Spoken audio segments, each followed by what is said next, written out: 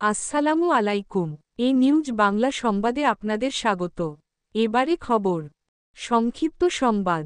বিএনপির জাতীয় স্থায়ী কমিটির প্রয়াত সদস্য, সাবেক মন্ত্রী এবং জননন্দিত নেতা মরহুম তরিকুল ইসলামের সপ্তম মৃত্যুবার্ষিকী উপলক্ষে বাগাছড়া ইউনিয়ন এবং বেনাপোল পৌর বিএনপির যৌথ উদ্যোগে এক আলোচনা সভা ও দোয়া অনুষ্ঠানের আয়োজন করা হয়। এই অনুষ্ঠানে বক্তব্য রাখেন বিএনপি মনোনীত সাংসদ প্রার্থী মফিকুল হাসান তৃপ্তি। এর আগে তিনি নিজামপুর ইউনিয়নের বর্ষিয়ান রাজনৈতিক নেতা ও ইউনিয়ন বিএনপির সাবেক সভাপতি মরহুম শাহজাহান আলীর জানাজা নামাজে অংশগ্রহণ করেন। সেখান থেকে ফিরে আলোচনা সভায় বিএনপির কেন্দ্রীয় কমিটির সাবেক দপ্তর সম্পাদক ও সাবেক সংসদ সদস্য মফিকুল হাসান তৃপ্তি বাগাছড়ায় অনুষ্ঠিত মরহুম তরিকুল ইসলামের সপ্তম মৃত্যু বার্ষিকী উপলক্ষে স্মৃতিচারণ করে যা বলেছেন শুনব তার কাছেই। এই সমাজে যারা নিগৃহীত মানুষ, এই সমাজের গরিব মানুষ, তাদের জন্য তিনি কাজ করেছেন। আমাদের সমাজ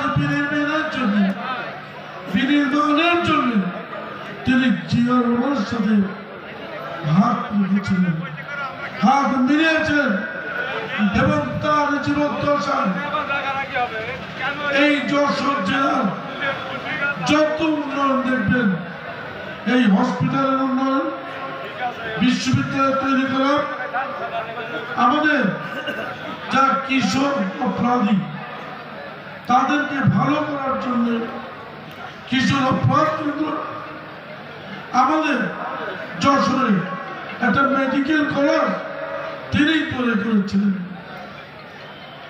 এবং তিনি সারা জীবন আধিপত্যবাদ, সাম্রাজ্যবাদ, ভারতীয় সম্প্রসারণবাদের ভিত্তি রাজনীতি করছেন।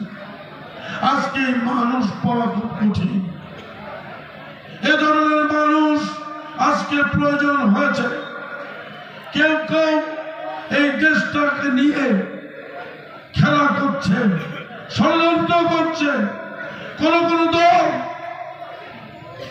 যাদের রাজনীতি করার উপায় ছিল না, বিএনপি যদি রাজনীতি করতে না দিত, বেগম জিয়া যদি ধানের প্রতি না দিত, জিয়াউর রহমান যদি গোলাম আজম সাহেবকে নাগরিকত্ব না দিত, বহুদলীয় গণতন্ত্রের সাথে জামাত ইসলামকে রাজনীতি করতে না দিত, কোন রাজনীতি করতে পারত না।